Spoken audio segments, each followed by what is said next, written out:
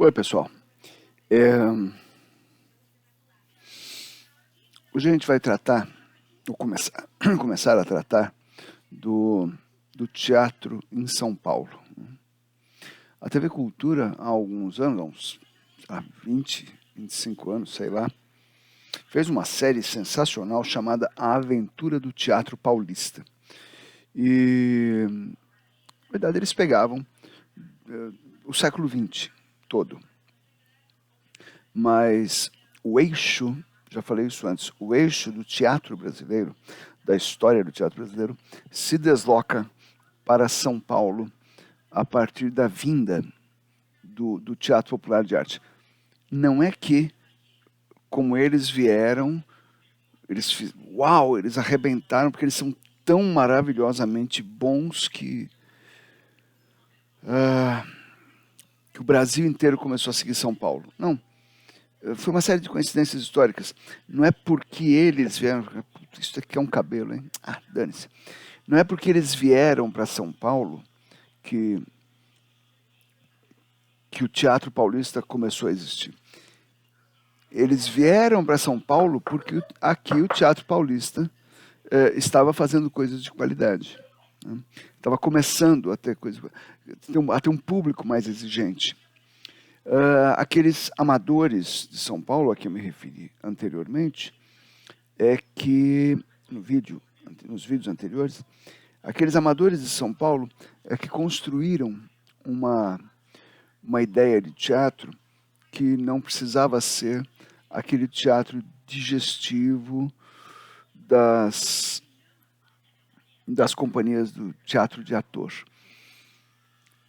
É também, e isso a gente não pode esquecer, é também uma postura elitista por parte do público de São Paulo. Tá?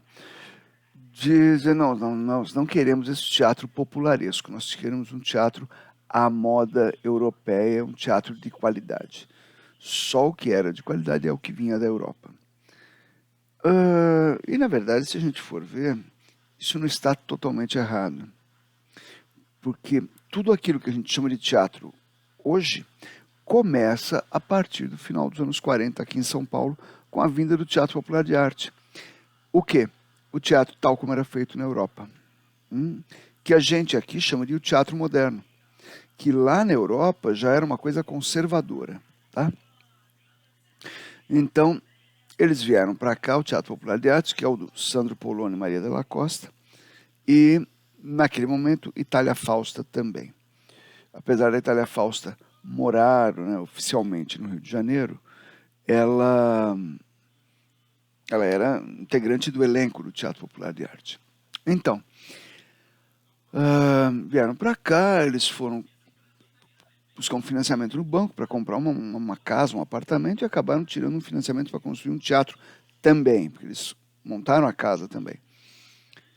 Bom, precisamos pagar esse teatro. O financiamento começa em 1949. Então eles ficam construindo o teatro em 49, 50, 51, 52, 53, 54. Eles estreiam em setembro de 54. A Maria Della Costa me falou o seguinte: se no Brasil existia entre 49 e 54 um galpão, um clube, algum lugar onde pudesse ter lugar, uma peça de teatro, onde a gente pudesse pendurar refletores, se tivesse um lugar assim no Brasil, eu conheci. Porque eles zanzaram o Brasil inteiro. Literalmente, de norte a sul. Ela conta que eles estavam indo, eles chegavam num lugar de caminhão, o elenco vinha de trem, se era possível ter trem por ali, ou vinha em algum ônibus ou coisa parecida, um furgão. Furgão que hoje a gente chamaria de van, mas não era tão confortável quanto uma van. O furgão era um negócio mais de carga. E eles chegavam, a Maria, como era, entre aspas, a estrela da companhia, ela era o nome mais famoso e tal. A Maria saía para os jornais locais, para as emissoras de rádio, se houvesse, para visitar padre, prefeito, juiz, delegado, que eram as autoridades do lugar. Se tivesse algum chefão político, um coronel em algum lugar, ia. Sempre que o pessoal fala coronel, dizendo que coronel é uma coisa do Nordeste. O Rio Grande do Sul, terra da Maria, o interior do Rio Grande era dominado pelos coronéis, tá? Só para deixar em ordem o estranhamento, né, das regiões do Brasil, que é quase xenófobo. E aí ela ia visitar esse pessoal para fazer a divulgação do espetáculo. E ele, Sandro, com mais um ajudante, tirava os cenários, montava cenário, montava luz, ligava direto na caixa de força, fazia tudo. Ela, depois de fazer a social, chegava nas escola, porque os atores chegavam e iam dormir, iam comer, iam dormir, porque eram contratados. Ela, que não era sócia, ela era empregada da companhia. Mas não era mulher do Sandro? Era. Mas ela e a Itália Fausta eram empregadas da companhia. A Itália Fausta até morrer. E a Maria até o comecinho dos anos 70. Quando aí o Sandro deu sociedade para ela. E é por isso que não era a Companhia Maria Della Costa. Embora todo mundo dissesse que era a companhia, porque falavam a Companhia da Maria Della Costa. E os jornais acabavam colocando Companhia Maria Della Costa. Não era, era Teatro Popular de Arte. Mas eles tinham cartazes que diziam Sandro apresenta Maria Della Costa. Tinha cartazes assim também, porque as pessoas não entendiam de outra forma. Mas sei que a Linda chegava no hotel ou na pensão, na pousada, onde estivessem hospedados, ela abria os baús e ia passar a ferro o figurino, porque eles não tinham dinheiro para contratar camareira. E enquanto os atores e atrizes, claro, e técnicos, ou seja, os empregados, almoçavam, jantavam em restaurante ou o que fosse mais próximo disso, ela e o Sandro se viravam na base do sanduíche. E ela mais de uma vez teve crise de anemia, apesar de ser uma mulher muito forte. A Maria teve que ir para o hospital mais de uma vez fazer transfusão de sangue, porque tinha anemia profunda. Porque ficava com fome, ou pelo menos malnutrida. Tá? E aí eles iam pagando o teatro, a construção do teatro. E eles não ficavam o tempo todo viajando, porque eles tinham que renovar o repertório. Eles levavam aí de 8 a 12 peças no repertório. Mas aí eles vinham para São Paulo, Rio de Janeiro, viam que estava em cartaz de teatro e de cinema. Porque eles faziam uma coisa também. Eles viam os filmes que estavam dando mais cartaz, pô, esse filme aqui tá indo bem. Assistiam um filme, pô, esse filme dá para montar. Iam na distribuidora, esse filme vai passar por onde? Tal cidade, no mês tal, vai estrear em tal lugar. Pegavam a agenda do filme e na cidade. Então, por exemplo, teve um filme que o filme se chama em inglês Rebecca. Isso é baseado num romance chamado Rebecca, em português chama Rebecca, a Mulher Inesquecível. O romance e o filme em inglês chamam-se Rebecca. O filme e o romance se chamaram, no Brasil, Rebecca, a Mulher Inesquecível. Adivinha qual é o nome do espetáculo? Rebecca, a Mulher Inesquecível. Comprávamos direitos. Quando tinha direito a comprar, porque se era direito de romance, eles já faziam a adaptação e registravam como texto de alguém. De algum dos assessores literários, né, da companhia. E saíam pelo Brasil. E aí era assim, o filme tinha acabado de passar em Pirapora da Boa Morte, acabou de passar aqui, eles botavam um cartaz, agora que você já viu o filme, venha ver com atores em carne e osso. E as pessoas iam. Não eram enganadas, não é para ver os atores originais. As pessoas iam para ver o filme encenado, né, na frente deles. Bem, aí em 1954 inauguraram o teatro. Veja, em janeiro de 54 foram as comemorações do 4º centenário de São Paulo, fundado dia 25 de janeiro de 1554. E o 4º centenário foi em janeiro. E durante uns 2, 3 meses tiveram festejos do 4º centenário. Mas esses festejos estavam acontecendo desde o final do ano anterior, 53.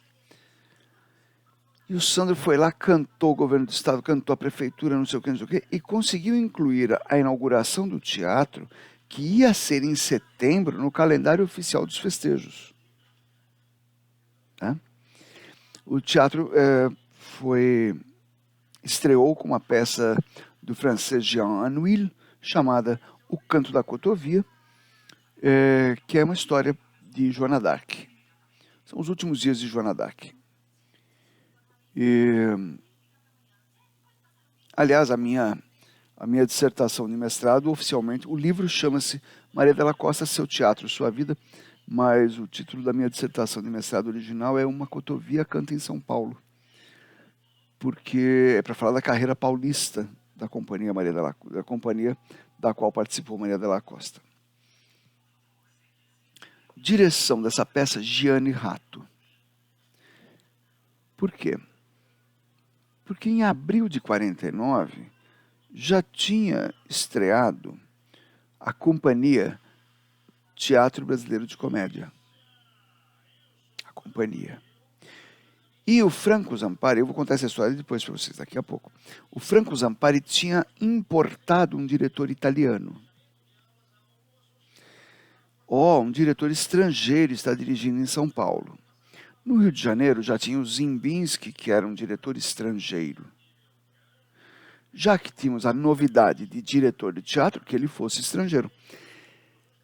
O Sandro já tinha dirigido lá no Rio de Janeiro peças com o Ruggero Jacobi. O Ruggero Jacobi era estrangeiro, mas não foi trazido da Itália para isso. Ele encontrou com o Sandro, se encontraram no Rio de Janeiro, e ele falou, não, eu sou diretor de teatro, e dirigiu peças para a companhia lá no Rio de Janeiro, o Ruggero. Depois o Ruggero veio para São Paulo e foi contratado pelo TBC também, pelo Teatro Brasileiro de Comédia. Mas volta aqui. Aí eles foram para a Itália, o Sandro e a Maria. Estavam perto de inaugurar o teatro. Eles foram para a Itália, porque precisamos pensar num diretor. Eles já tinham feito umas sondagens, inclusive com os contatos da Itália Fausta. Foram para a Itália buscar um diretor. Foram para Milão.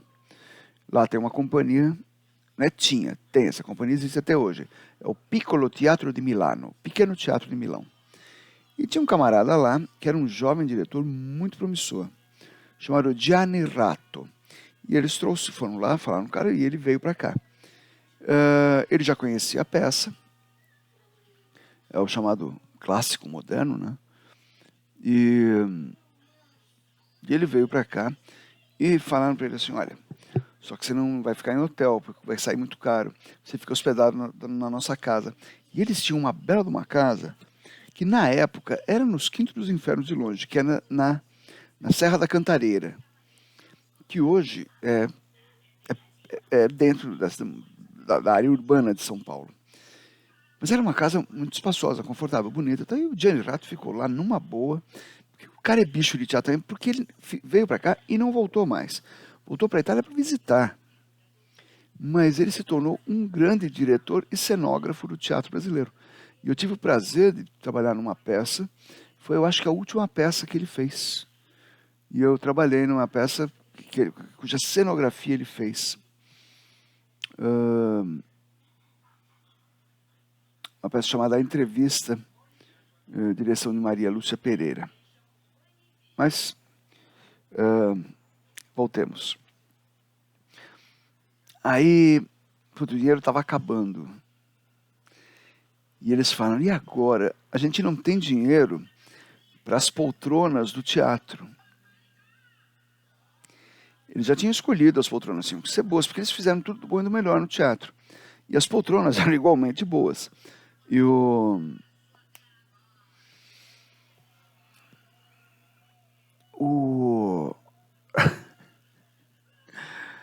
Sandro falou, vamos falar com o Getúlio.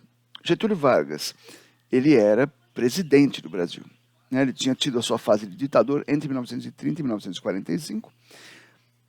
Foi deposto em 45. Em 46 teve eleições. Ele saiu candidato a senador. Ele foi eleito senador por 2 ou 3 estados brasileiros, que na época podia. Depois, na próxima eleição presidencial, ele se candidatou, ganhou. E era presidente de novo. O mandato dele ia acabar em 55. E eles estavam em 54. Eles já tinham pedido ajuda para o Getúlio antes. Nesse negócio de andar pelo Brasil inteiro, tava saindo muito caro viajar de avião para o Nordeste. Ou para o norte do país e tal. Muito caro. Porque viajar para o Sul, por exemplo, o Rio Grande do Sul tinha uma malha, o interior de São Paulo também, tinha uma malha ferroviária excelente. Minas Gerais, uma malha ferroviária excelente. Norte e Nordeste não tinha. Aí eles foram falar com o Getúlio se ele podia. Porque tem um negócio que existe até hoje. O piloto da FAB, da Força Aérea Brasileira, precisa voar para ter horas de voo. O piloto precisa ter horas de voo para estar treinado. E ela e ela, Maria e o Sandro foram falar com o Getúlio era gaúcho também. Eu falei para Maria, a gauchada se ajuda. Ela falou, mas claro, tia. Ele falou, olha, você pode dar um jeito de encaixar a gente nos voos? Fala com o meu secretário, vê aí os voos que vocês querem. E eles iam. E tem uma coisa que é tragicômico isso que eu vou falar.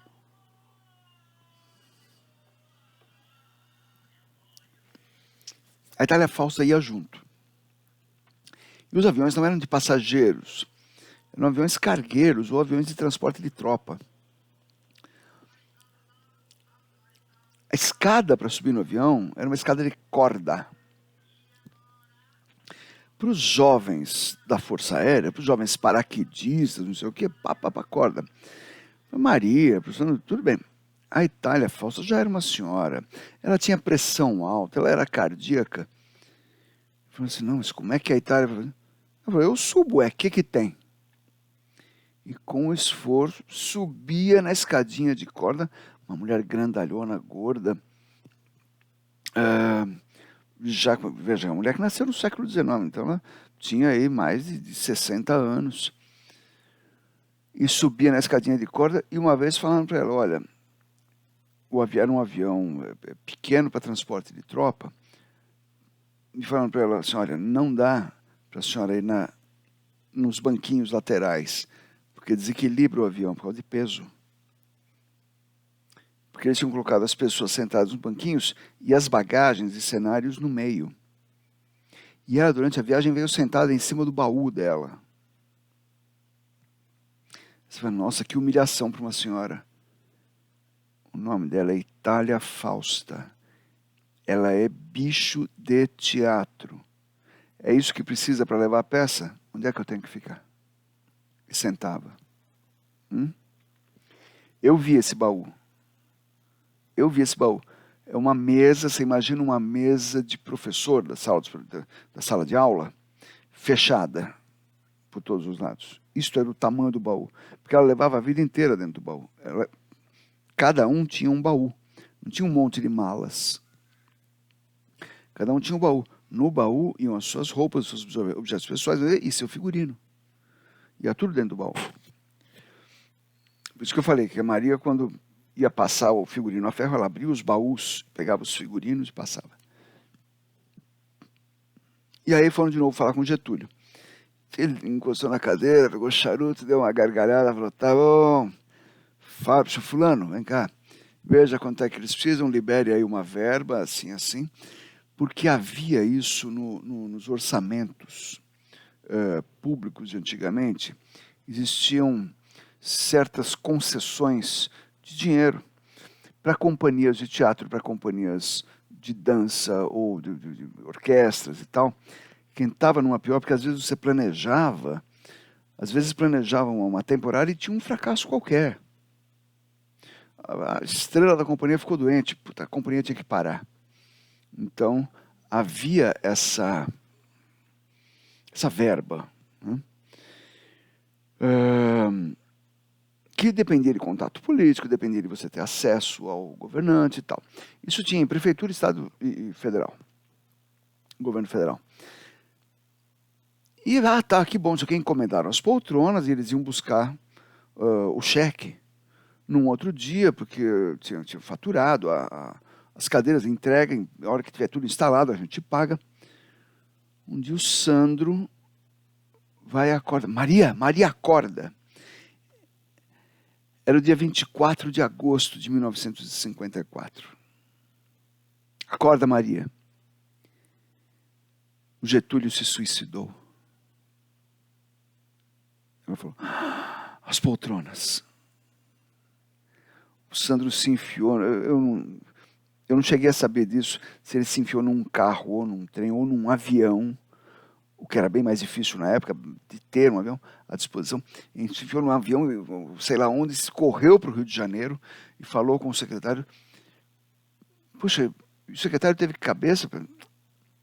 O secretário ligou para o Sandro e falou, o mundo está de pernas para o ar. Eu não sei se eu vou estar aqui no final do dia. Vem buscar o cheque. Senão não tem. Aí o Sandro se despencou para o Rio de Janeiro, foi lá, pegou o cheque, pagou as poltronas e o teatro pôde estrear em setembro de 54. E aí vem as coisas do dia a dia da companhia. Eles tiveram muitos sucessos.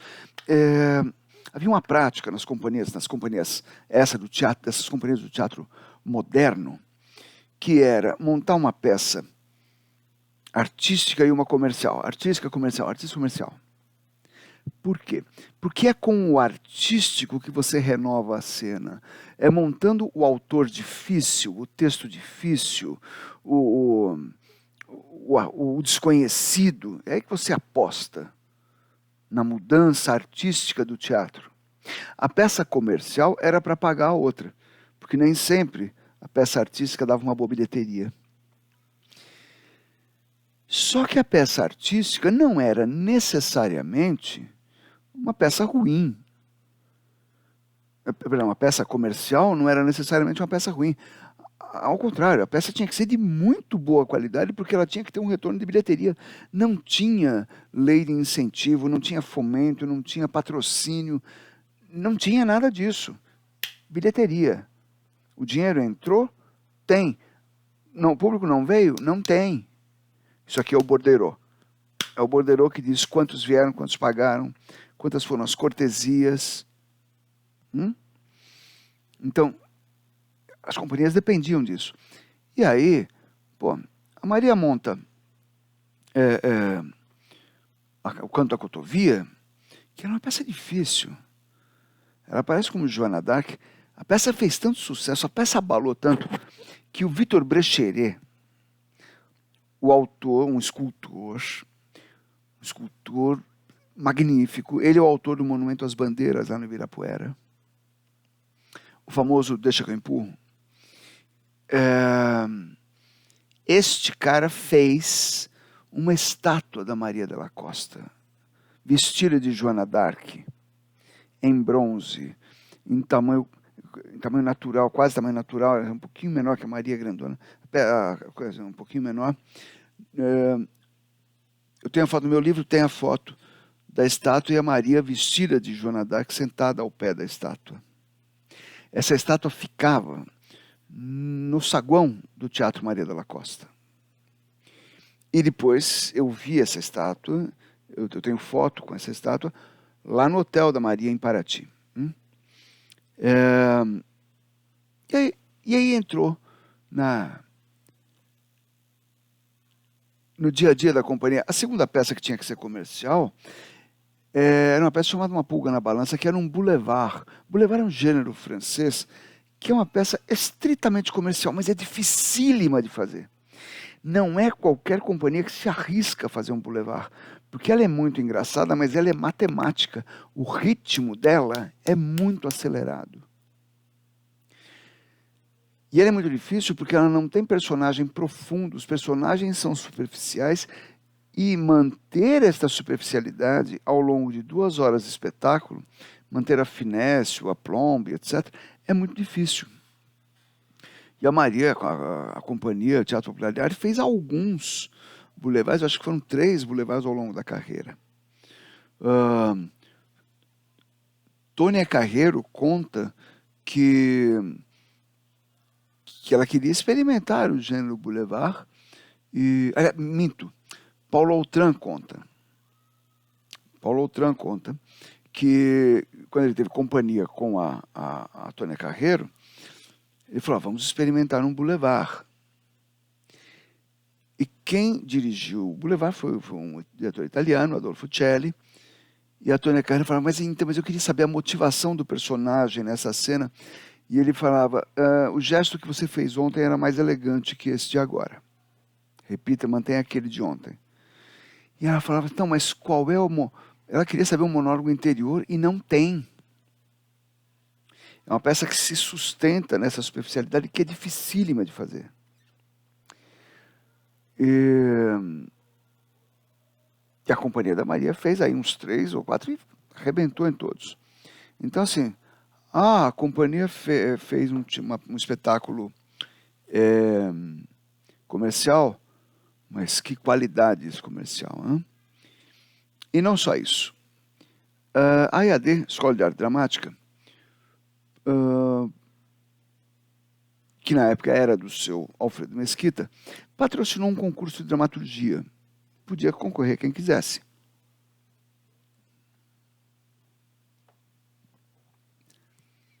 E ganhou um aluno da EAD, que depois não foi ser ator, foi ser dramaturgo, virou um dos grandes dramaturgos brasileiros. E era a sua primeira peça. O nome dele é Jorge Andrade, a peça é A Moratória.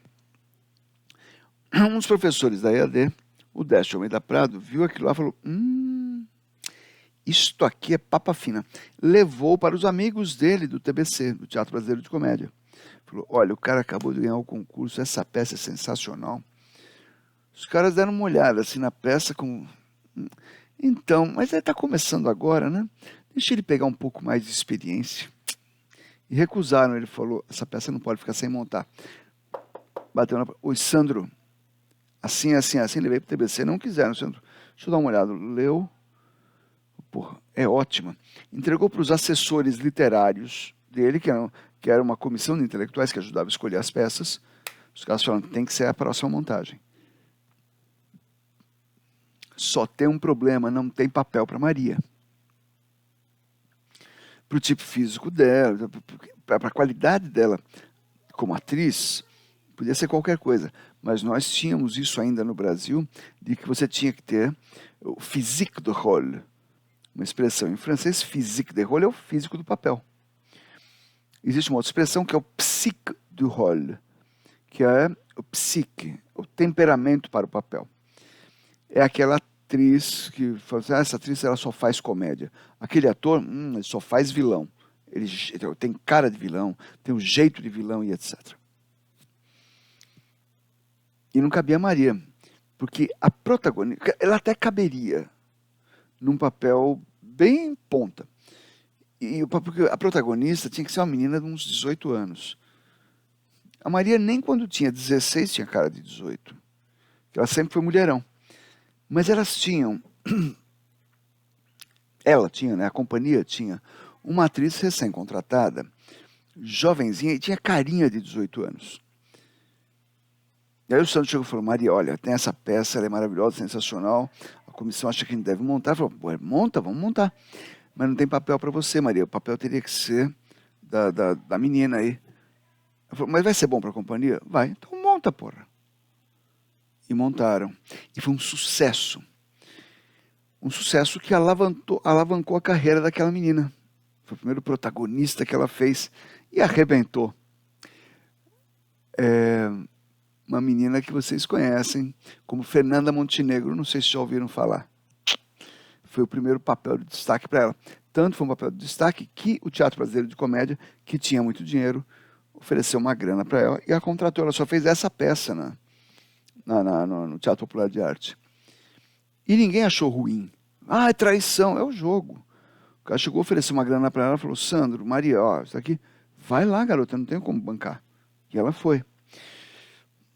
Isso foi em 55. Em 58, eles montaram o primeiro Brecht profissional do Brasil. Já tinha tido produções experimentais em escola de teatro na EAD e tal. Primeiro Brecht profissional do Brasil, Alma Boa de Setsuan. E o papel principal é um papel duplo. A atriz é um papel de uma atriz que faz dois primos. Setsuan é uma cidade que tem na China. Essa cidade existe mesmo. E aí é a Shen Te e o primo dela, o Shui Ta. E ela falou, pô, como é que eu vou fazer um homem, um chinês? E paletosão com ombreiras, um sapato com solado grosso para bater no chão, uma bengala pesada, um chapéu coco enterrado na cabeça e uma máscara. E ela disse que caprichou tanto para fazer o Shui Ta que quando estava quase chegando a estreia, ela falou, o Shui Ta estava ótimo, as pessoas achavam que eu era um homem.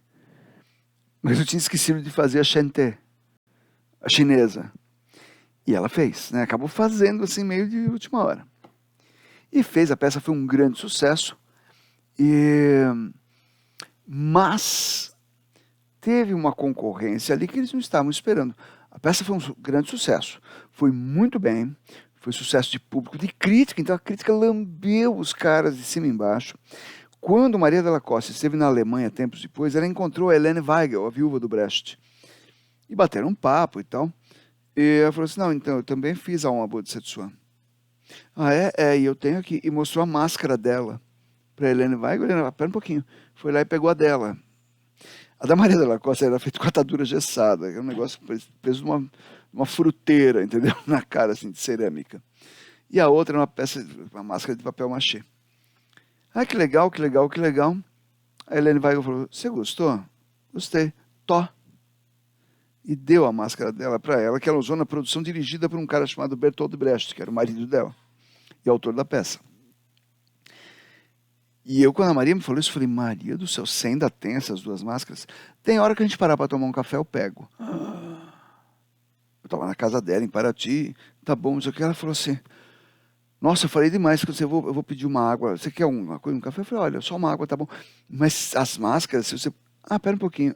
Ela vira num mancebo que tinha ali, cheio de penduricalhos, ela pega as duas máscaras dela mesmo, falou, tó, foi lá pedir o café no hotel. E eu fiquei com as duas coisas, uma pesando 1 tonelada, que era a brasileira, e uma levinha, que era a alemã. E ela mostrou fotos do espetáculo, e a peça toda gira em torno do tema de a situação difícil em que a gente vive. Situação econômico-financeira difícil. E aí... E tinha a rotunda é a cortina de trás, né, no teatro. A rotunda era um gráfico, uma série de gráficos, mostrando a evolução do custo de vida. Aluguel, pão, energia elétrica, água, feijão, não sei o quê. Helene Weigel olhou a foto e perguntou, o que é isso aqui no fundo? Isso é um gráfico do custo de vida. O público ficava vendo isso o tempo todo? Ficava. Enquanto vocês discutiam sobre como a vida era difícil, metaforicamente ali pelo texto, é metafórico. O público ficava vendo a realidade ali.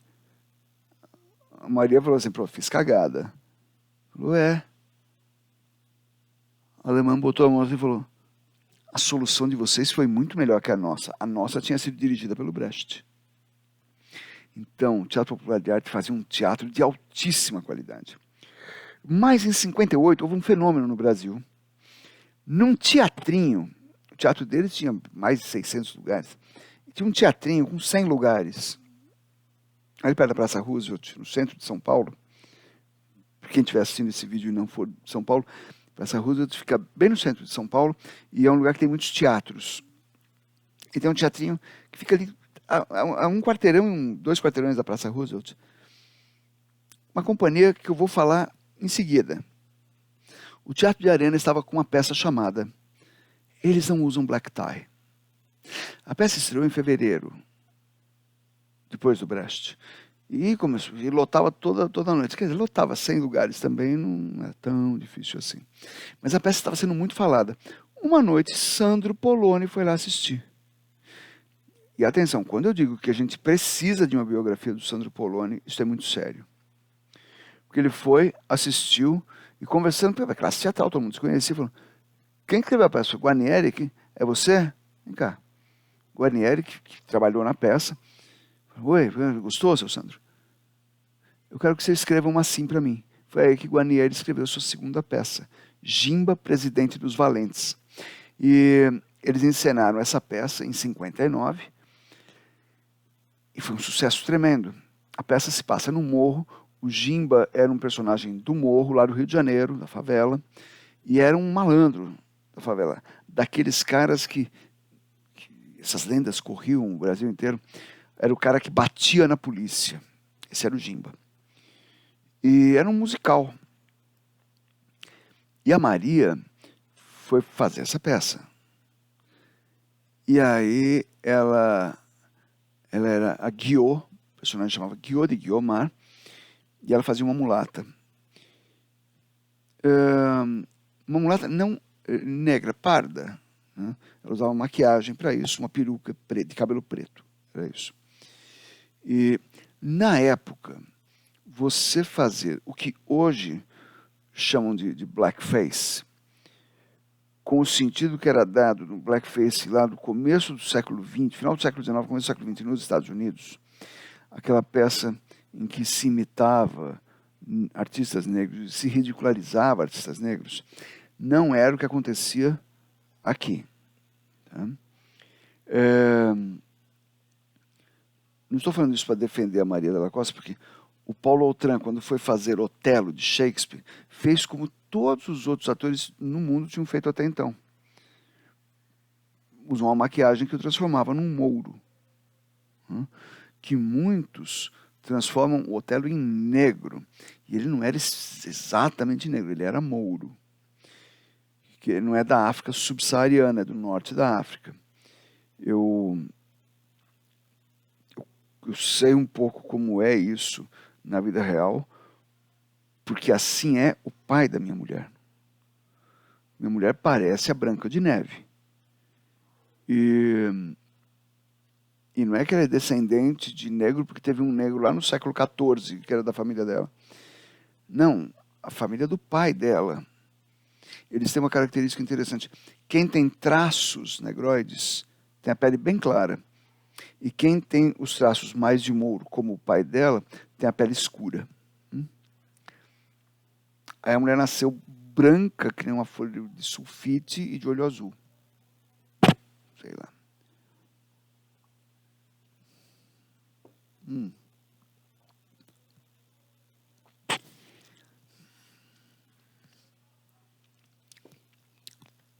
Depois de 40 minutos quase, imagina como está o café.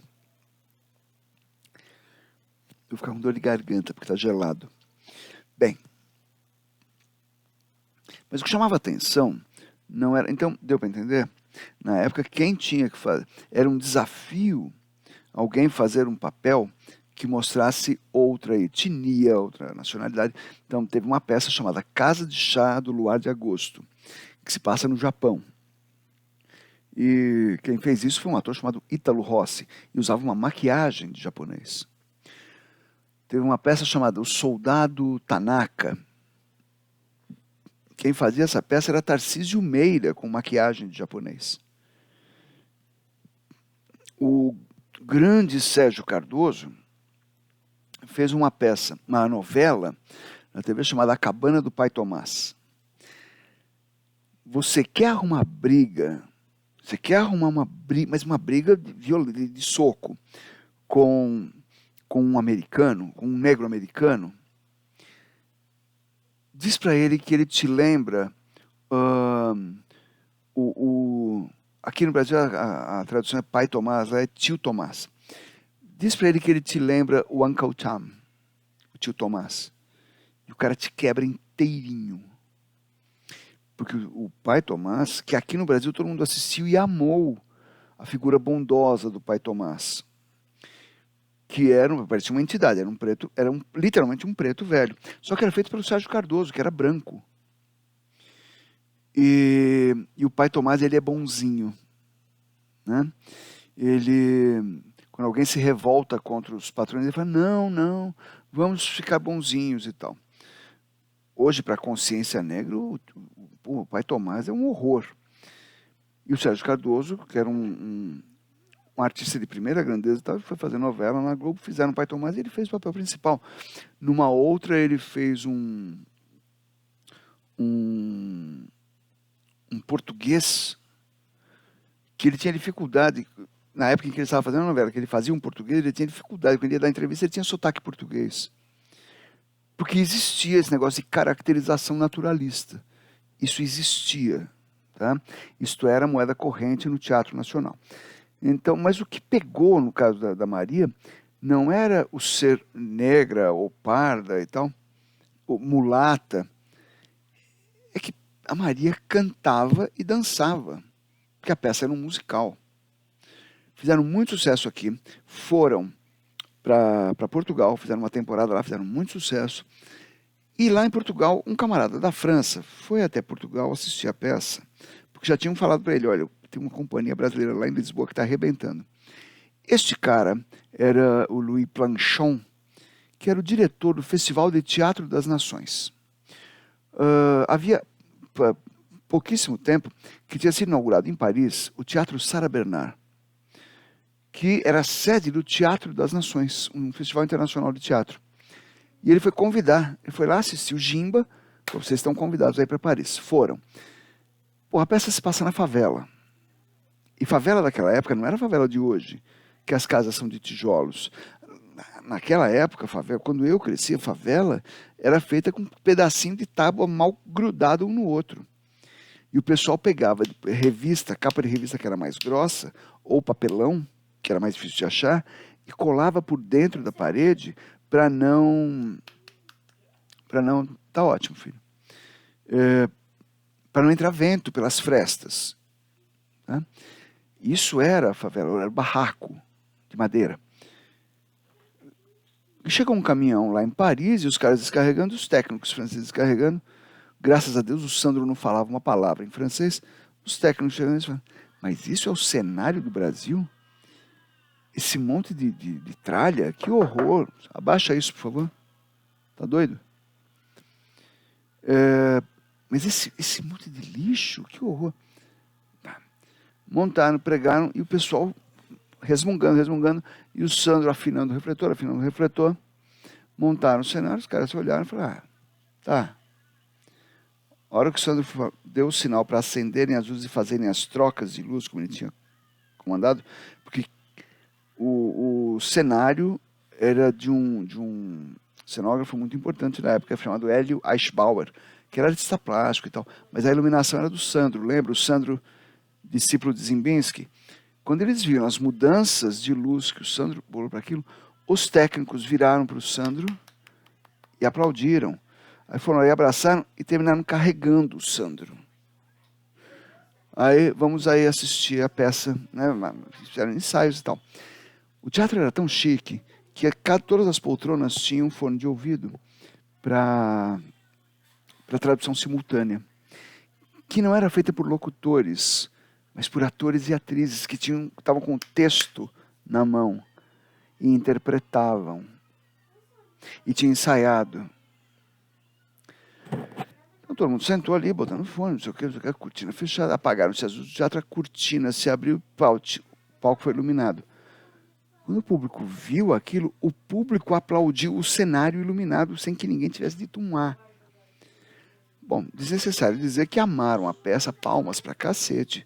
A Maria foi lá, ó. E o Sandro, intuições do Sandro, o Sandro olhou aquilo, foi por trás da Maria e pá, arrancou a peruca dela.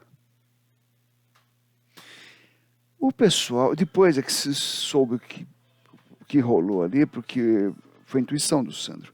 Ele falou, o pessoal está curtindo o que eles acham que é um espetáculo folclórico. Um show brasileiro folclórico. Quando ele tirou, o pessoal parou de aplaudir. E começaram a gritar, ela é blonde, ela é blonde, é blonde, é blonde, é blonde, ela é loira, ela é loira, ela é loira. Aí eles entenderam que foi um monumento. Então todos ali eram. Olha, eu fico arrepiado de lembrar, porque eu estou lembrando dela me contando isso. Porque eles entenderam que todo mundo ali eram atores e atrizes que se prepararam para aquele espetáculo. Então eles viram a qualidade do teatro que era feito no Brasil. Esse espetáculo teve mais apresentações em Paris, passou por Roma, teve um convite para ir para Moscou, porque a Maria e o Sandro eles tinham muitas relações com Moscou, com Pequim. A Maria tem foto com o Mao Tse Tung. Sabe o cara que fez a Revolução Chinesa? Ela tem foto do lado do Mao Tse Tung. E claro que adivinha o que aconteceu com eles quando pintou a ditadura por aqui? Com as fotos da Maria com o Mao Tse Tung, com o Khrushchev, que era o secretário-geral do Partido Comunista da União Soviética, mas não puderam ir, porque os russos falaram, olha, não vai dar para ficar traduzindo o texto por lá, dá para vocês se focarem nas canções e tal. Os caras falaram, legal, é mais uma apresentação e tal. O Guarnieri, que estava junto, falou, meu texto não pode ser mexido. Mas, gente, é mais uma chance de a gente apresentar. Meu texto não pode ser mexido. E o Flávio Rangel, que era o diretor, falou, eu apoio o Guarnieri. Acabou a temporada ali. Voltaram para o Brasil. E gozaram que o Flávio Rangel, um dia, ele disse, porque a Maria, eles faziam um bate-papo depois das apresentações, no seu teatro. Que era para. E aí, o que estão achando e tal. E aí apareceu um rapazote de voz esganiçada e falou, Maria, essa peça foi a coisa mais linda que eu já vi. Eu vou aprender teatro porque eu quero ser diretor de teatro e um dia eu vou dirigir você. Esse cara era o Flávio Rangel, que foi aprender teatro, virou diretor de teatro e dirigiu Gimba. Depois brigou com a Maria e falou, nunca mais vou dirigir você. Aguardem, tem volta. Hã? Este rapaz, o Flávio Rangel, depois todo mundo ficou amigo de novo, mas na hora, porra, claro, que iriam se matar. Flávio Rangel estava fazendo um curso de direção teatral em Nova York e assistiu uma peça lá na Broadway que era do Arthur Miller, o autor de As Bruxas de Salem, o autor de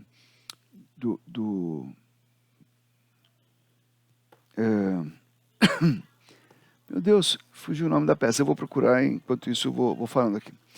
E ele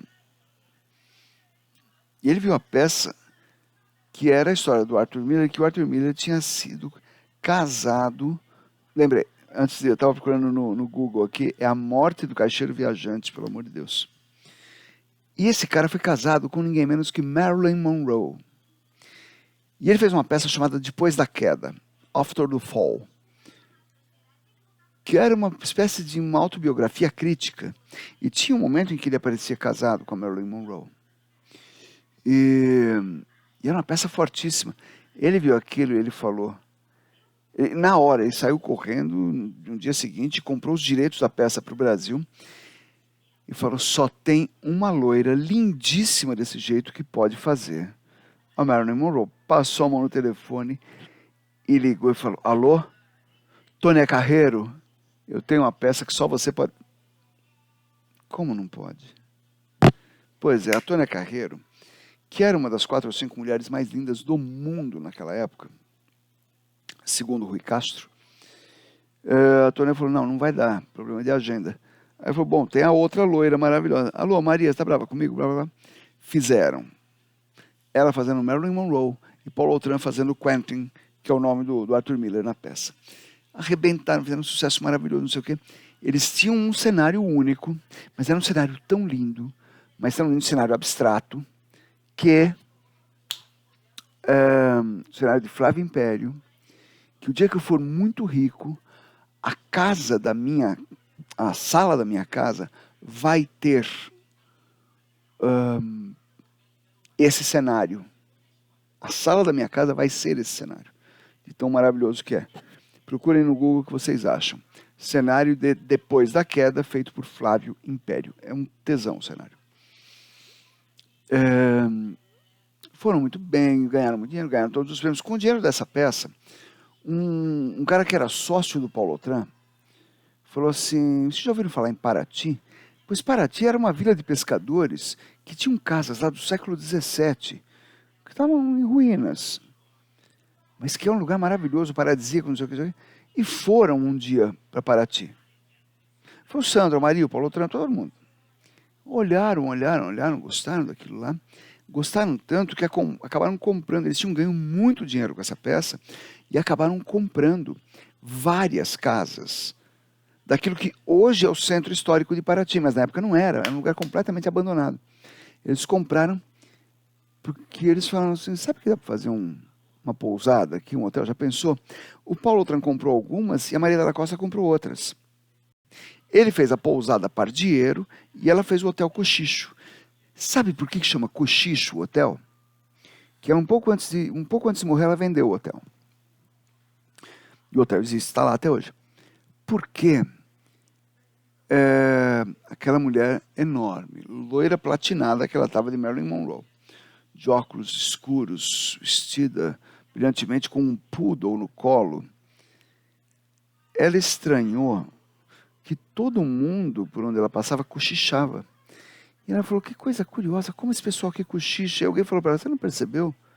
Eles estão cochichando sobre você, que eles nunca viram uma mulher assim com tanta pinta de estrela de cinema. Claro, ela estava de Marilyn Monroe, né? E assim, o hotel dela chama Cochicho. Era dela e do Sandro.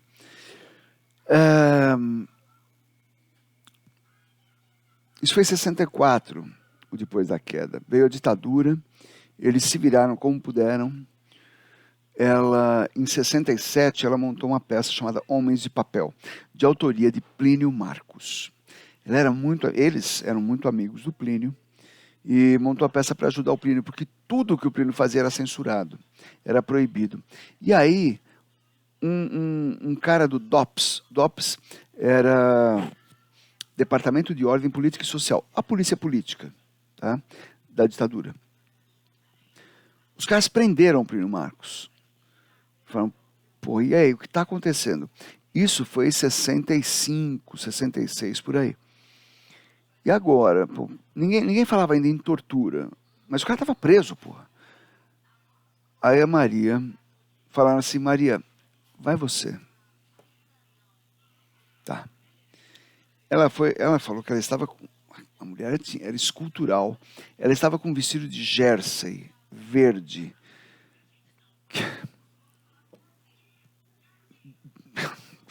Sem palavras, e uma estola de pele de leopardo. Era falsa a pele de leopardo, era sintética, mas ninguém sabia disso. E andando por ali, tem foto dela sentada na mesa do diretor do DOPS com um monte de policiais do DOPS em volta dela, todos babando. E ela falou: então, delegado, né?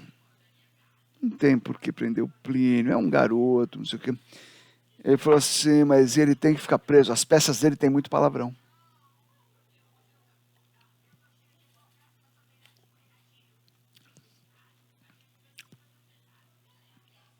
Estou dando tempo para vocês se perguntarem: nossa, mas a lei proibia que tivesse palavrão em peça de teatro? Não. As peças passavam pela censura que autorizava ou não a peça ser encenada. Mas o delegado não gostou. E naquela época existia isso. Quando o delegado não gosta, ele manda prender. Isto significa que a gente vive num país autoritário. Nós temos uma cultura autoritária. A gente vê isso em manifestações de rua. Quando tem manifestação que a polícia reprime e tem manifestação que a polícia não reprime. A gente fala: por que reprime umas e não reprime outras? É só pensar um pouquinho.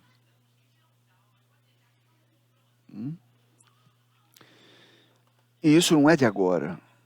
Agora, isso aflorou no corpo brasileiro, no corpo Brasil, como pus numa ferida. isto aflorou como pus, uma ferida infeccionada. E é essa cara que o Brasil tem em 2020, uma ferida purulenta. Que aí sempre se fala, você aperta, isso aí até sair todo o pus, para depois você tratar, você desinfetar isso daí. E isso é o que está acontecendo no Brasil. Não de agora, desde a descoberta do Brasil.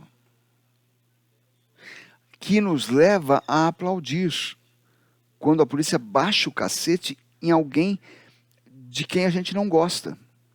Nem que seja a torcida do time adversário. Mete pau mesmo nessa porcada, mete pau nos gambá, mete pau nos urubu, mete pau nos bacalhau.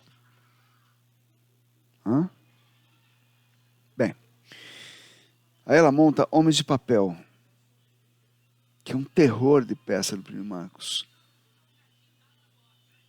Ela conseguiu tirar o Plínio Marcos? Conseguiu. E o delegado falou para ela, ok, pode levar. Anota aí, escrivão. O cara sentou-se diante da máquina de escrever, botou um papel. Escreve aí o termo. Se esse cara aprontar de novo... Aí olhou para Maria e falou, você vai presa no lugar dele. O delegado podia fazer isso?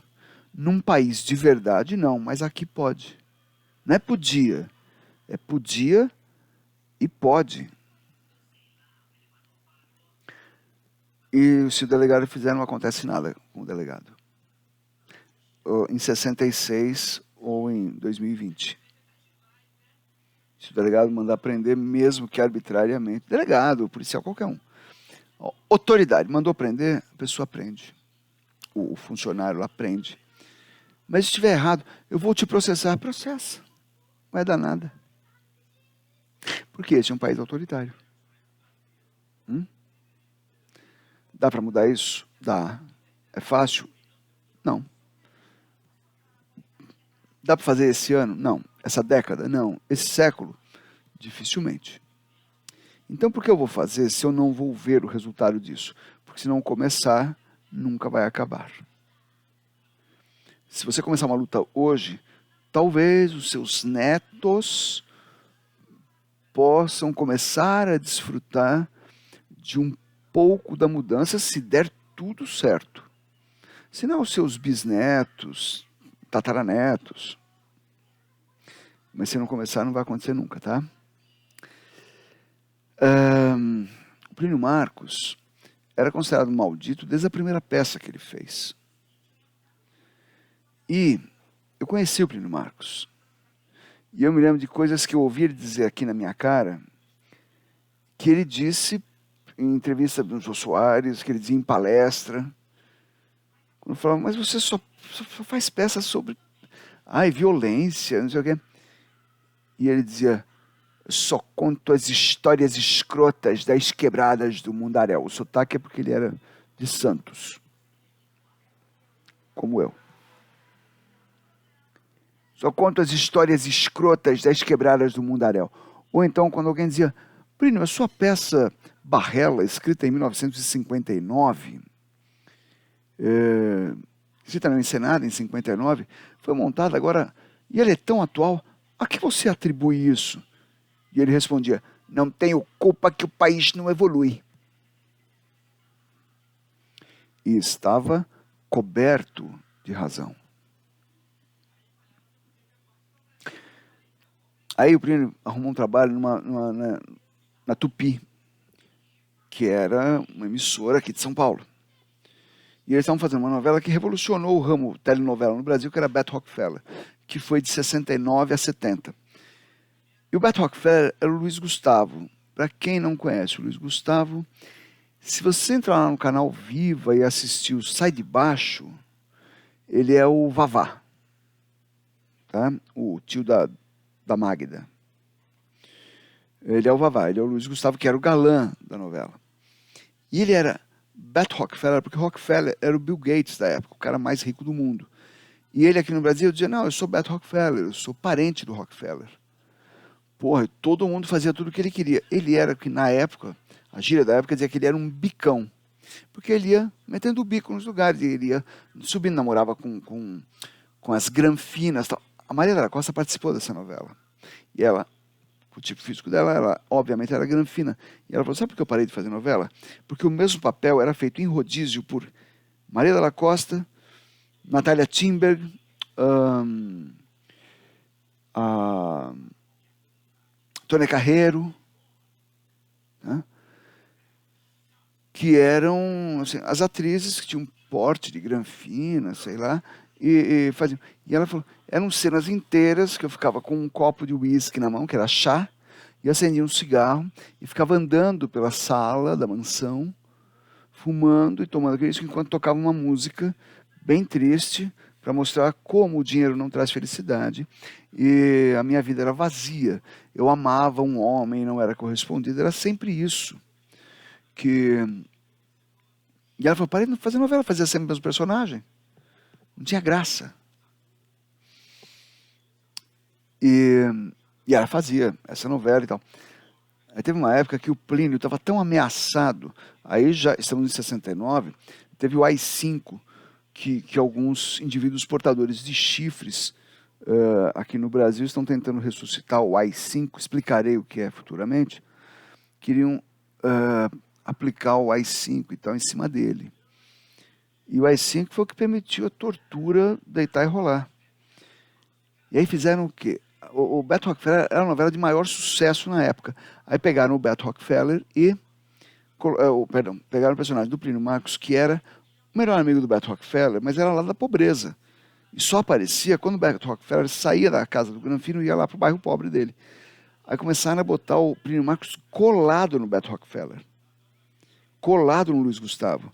Então o Plínio Marcos aparecia em todos os capítulos da novela. Por quê? Se ele, a ideia, vê que maldito país, se ele sumisse, ia dar na vista. Aí a situação foi ficando cada vez mais insustentável, insuportável. E as companhias não estavam conseguindo mais montar nenhuma peça. Porque a censura chegava, você tem uma peça com 5 atos, a censura chegava e cortava o segundo e o quarto ato, por exemplo. Inteiro. Você fala, porra, não posso montar essa peça porque fica sem sentido. Fala, azar seu. Não pode dizer que foi cortada. Aí as companhias começaram a optar por fazer espetáculo, e aí elas preenchiam os vazios com expressão corporal, que a Maria falou que não chegou a fazer isso, porque não tinha como.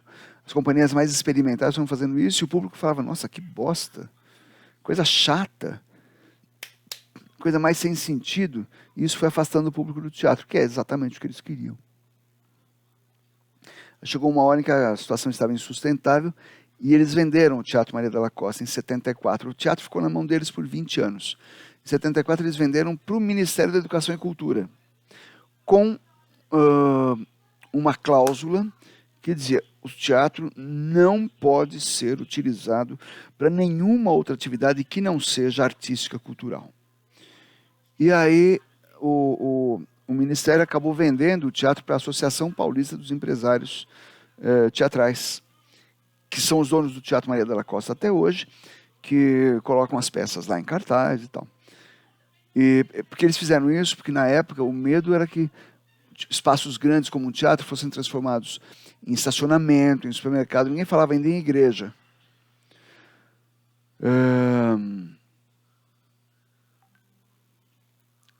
Mas conseguiram salvar o teatro, pelo menos. A companhia acaba ali, o Teatro Popular de Arte, em 1974.